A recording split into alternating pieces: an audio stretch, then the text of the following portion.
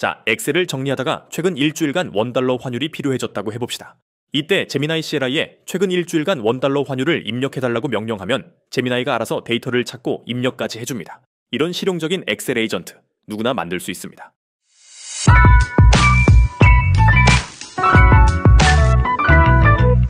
안녕하세요. AI 요약 끝판왕 주인공입니다.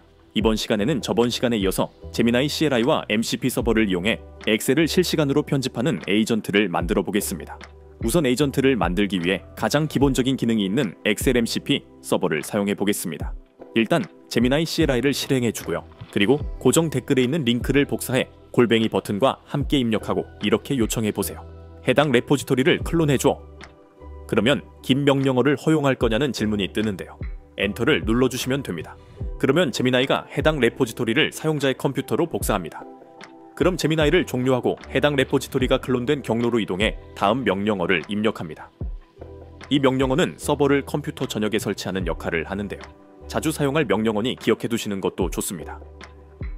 그러면 이제 이 서버를 제미나이에 연결해 봐야겠죠? 제미나이 CLI의 서버를 연동하는 법은 간단해요. 여러분이 제미나이 CLI를 설치한 경로를 보면 .제미나이라는 폴더가 하나 생겼을 겁니다. 그곳에 setting.json이라는 파일이 있을 건데요. 그 JSON 파일에 다음 코드를 추가해주세요. 만약 JSON 문법을 몰라서 추가하는 게 어렵다면 이 또한 여러분들의 AI에 물어보면 되니 걱정 마세요.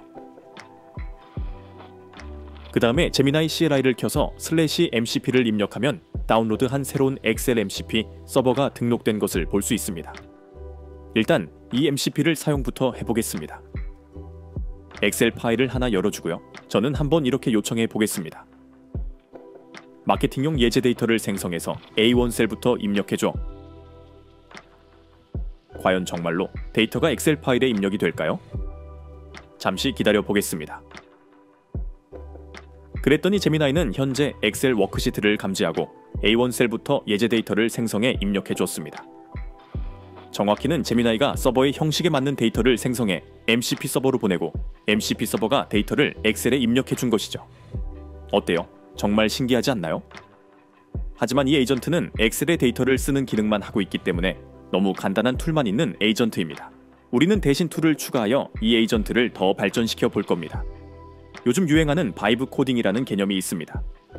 쉽게 말해 코드를 짤 줄 모르는 사람도 생성형 AI를 이용해 코드를 작성하는 방법인데요. 이번 시간에는 이 바이브 코딩으로 MCP 서버의 툴을 추가해 보겠습니다. 걱정 마세요. 바이브 코딩도 바로 이 제미나이 CLI를 사용하면 됩니다. 기존에 사용하던 제미나이는 종료해 주고요. 엑셀 MCP 서버가 있는 경로로 이동해 줍니다. 그리고 다시 제미나이를 실행한 뒤 명령합니다. 해당 MCP 서버의 구조를 파악하고 엑셀의 데이터를 읽어오는 툴을 추가해 주어. 자, 그럼 진짜 바이브 코딩이 어떻게 이루어지는지 한번 직접 볼까요?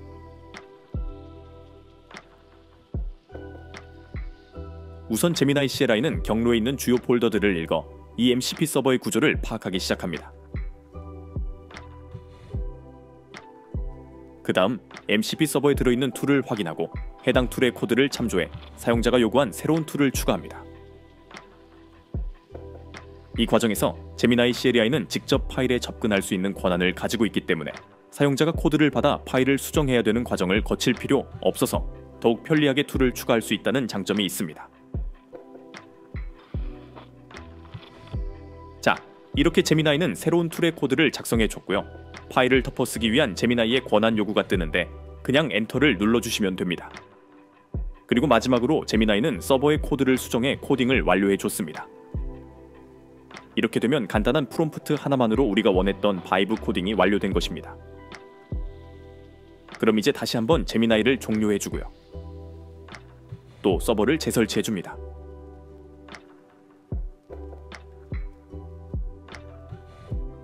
다시 제미나이를 실행하고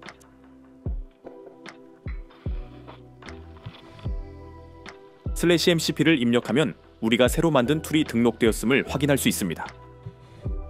다시 한번 명령해보죠. 현재 열려있는 엑셀 파일의 데이터를 읽어줘.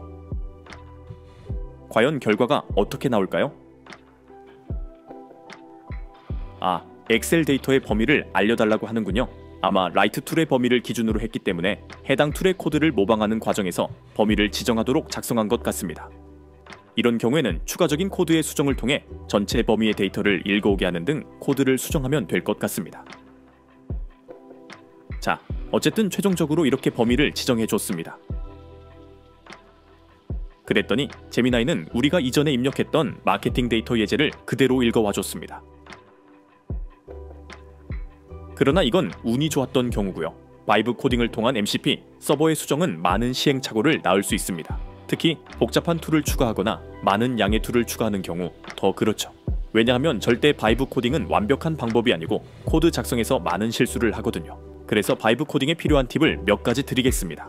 첫 번째는 가장 간단한 기능부터 구현해 보는 것입니다.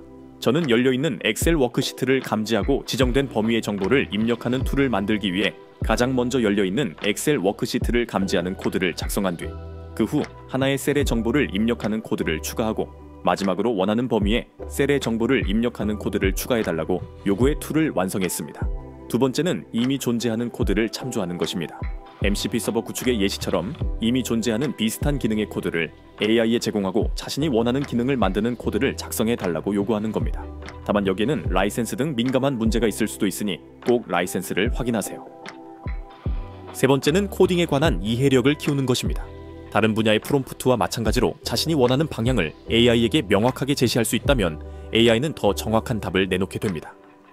자, 어쨌든 우리는 오늘 이렇게 엑셀용 MCP 서버를 제미나이 시에라에 연결하고 활용을 해본 뒤 새로운 툴까지 바이브 코딩으로 추가해봤습니다. 이렇듯 MCP 서버의 활용 방안은 무궁무진합니다. 예를 들어 API와 연동하는 방법을 생각해보죠. 지금은 마케팅 데이터 예제 작성이라는 간단한 경우였지만 제미나이의 웹 검색 기능과 합쳐진다면 실무에 쓸 수 있는 수많은 데이터들도 엑셀로 쉽게 받아올 수 있겠죠. 거기다 여기에 더 많은 툴을 추가할 수 있다면 정말 강력한 에이전트로 만들 수 있을 겁니다. 엑셀에 함수를 작성해주는 툴 차트를 만들어주는 툴 등 다양한 툴들을 추가할 수 있겠죠. 오늘 실습에서 사용한 코드들은 모두 링크에 있는 GitHub에서 다운로드할 수 있으니 한번 엑셀의 데이터를 스스로 작성하는 에이전트를 직접 사용해보시고 여러분들도 직접 바이브 코딩을 통해 다양한 툴들을 추가해보세요. 저는 그럼 다음 시간에 뵙겠습니다.